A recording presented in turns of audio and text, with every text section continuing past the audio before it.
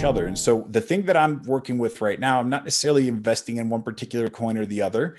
I'm in the process of creating a I don't know if you know what an ETF is, but it's like a basket of stocks. And so if you take, for example, the S&P 500 or the Nasdaq, it's the number they show every day on CNBC. That number is basically taking 500 different stocks and adding it all together with a special formula. And that's how they say, oh, the stock market's up and it's bad or it's down. And it's diversified. So it's got a little tech, it's got a little bit of healthcare, it's got a little bit of everything. And so if you wanted to be an investor that you really don't kiddle or anything, you say, I want to buy the S&P 500 because that has 500 different companies and they're all over the place. And I don't have to ever think about this again. And so you can do that. You go and you buy a share. It's called SPY. That's the ticker symbol for it. And that share, basically behind the scenes, they go out and they buy everything for you. And it makes everything really easy.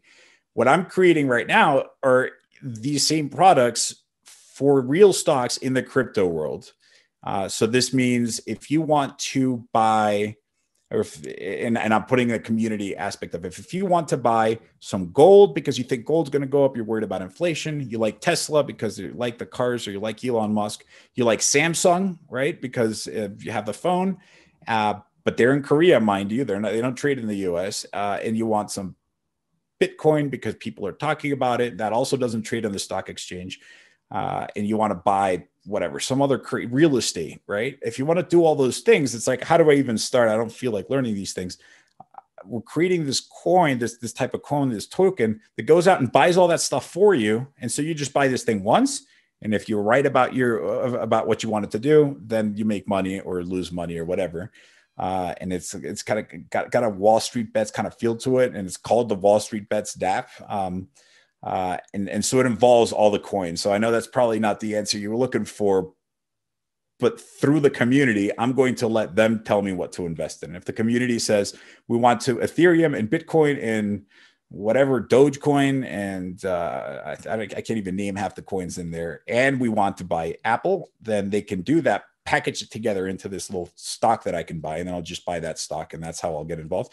And they'll make it easy to do that so that I don't have to learn about all these crypto wallet things that I have to put into my safe and blah, blah, blah. You know, I can do that if I want, but I want to be able to just click 3 times and just like with Robinhood, just click the up arrow and then call it a day.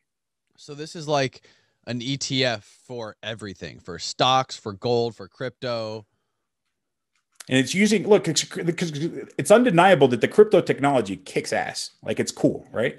And they've proven that it's cool because it's survived for so long. They haven't been able to break it yet, and it's decentralized. So that just means that they can't turn it off. If the government gets mad, they can't just ask Amazon to shut off the servers for it. So it's resilient, right? So it lives everywhere. It lives in this ominous cloud. And it's decentralized so that it's in the hands literally of the community. And then, but you put all the mechanisms in place, and that's exactly what you get. You get an ETF that the community decides on how, and they can have 10 ETFs. They can have like the YOLO, I'm going to go crazy, all or nothing bet. You can have the Warren Buffett ETF, which is like the boring, whatever, slow and steady, dividend collecting, whatever. And then you can put everything into this ETF, absolutely everything. And you use the blockchain technology to make it secure, just like everyone loves it. And behind the scenes, we're buying up all these underlying things. So it's called collateralized. That means that this little thing that you own represents something else. Just like when a lot of people own gold, but they don't physically have the bullions in their basement. They have little certificates that says, well, this is redeemable for 1 bar of gold. Well, these little certificates are redeemable for a little gold, a little stock, a little bit of crypto, a little bit of everything else. So how do people know that this is like all this stuff is legit, or these tokens that they're buying, that this ETF you're talking about? Like, how do you know that this shit is actually redeemable, and what makes it legit? One of the things I most like about crypto is how paranoid they are. Well, it's annoying sometimes, right? but it makes me comforted because so many people are paranoid, and it's all audited, and it's all auditable, and it's all open source, and it's all uber transparent.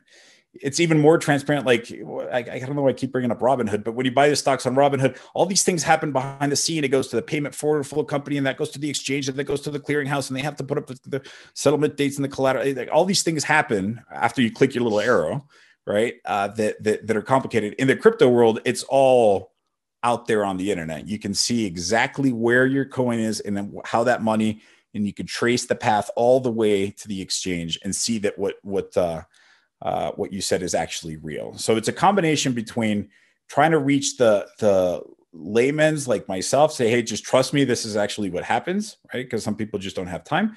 But then you have the technical side of people that are like, no, I don't trust you. I want to see it for myself. Well, it's all out there. Go read it. And if you understand how to do programming stuff, you'll see for yourself.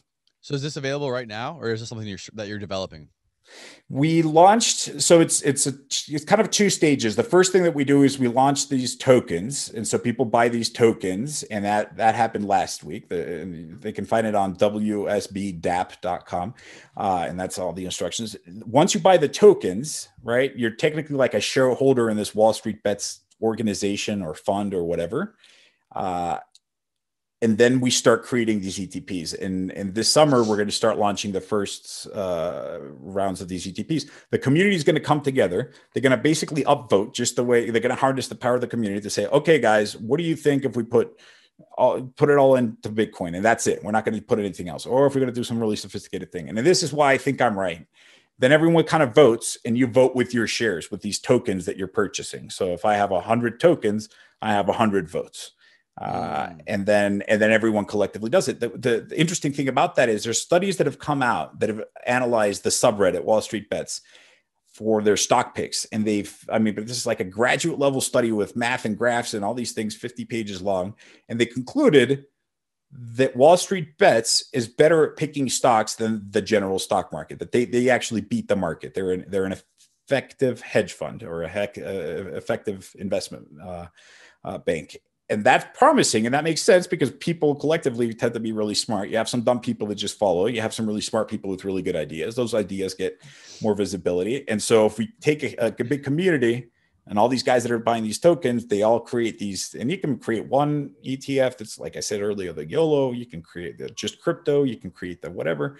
And then people, whether or not they're involved with this organization, with this fund, anyone can buy it. So if you say, look, I don't want to get into crypto, I don't really care to buy your WSB token, you could just wait for these products to come out this summer, and you can see, hey, there's 3 of them. There's the high risk, low risk, and medium risk. You're like, I just want the middle risk, right? And so you can just buy that directly and not have to worry about it.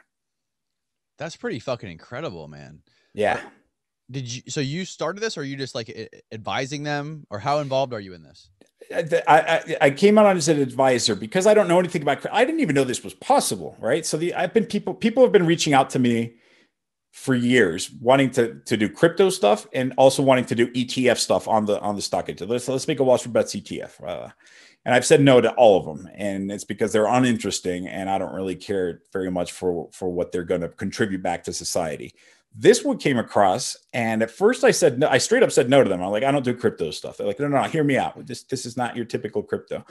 And then I got really freaking excited because you're right. This is not your typical crypto. We don't even care about the price of the coin per se. A lot of people buy Dogecoin because they want it to go up. They want to make a lot of money. To be frank, to me, I don't care as much what the price of the coin is as much as how many people are getting involved, because I want a lot of people to vote on these ETFs to revolutionize it. Like I said earlier, these worlds are merging. Wall Street and crypto are merging. The potential is massive. It's huge. I mean, think about the fact that I cannot buy Samsung right now because I can't, because I'm in Mexico or the US, and people in India can't buy Tesla for the same reason. And I can't buy or if I was a crypto guy, I can't buy a mortgage-backed security, right? But now you can, with one click of a single button, making it so easy to marry those two worlds where they're already going anyway. So they brought me on basically as kind of a bridge. They're all crypto people. I'm only Wall Street. They're like, you're the perfect dude. You know just enough about crypto, right? You're not going to get sucked into this world so that you can understand how these hash functions work. You can just continue to speak the language that you speak, and you can help attract crypto people towards buying stocks, right? Or mixing them. And you can get normal stock equities or whatever people to get into crypto as well. Wow. This is definitely the first time this has ever been done, right? Yeah. To the best of like this. There's nothing that's ever been done like this. The proof of concept is there. Like I said, there's an exchange that allows you to buy just a share of Tesla. So they did it with Tesla. So it's done, right? Once you prove that you can do that, then it's doable.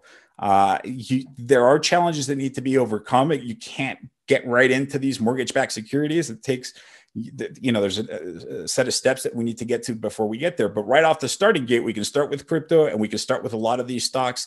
And very shortly after that, because ETFs are part of stocks, through ETFs, you can get all sorts of other stuff. And then as those challenges get ironed out, but nobody's done it collectively like this, with the vision of marrying crypto with Wall Street, with the further vision of democratizing finance for just about anyone anywhere.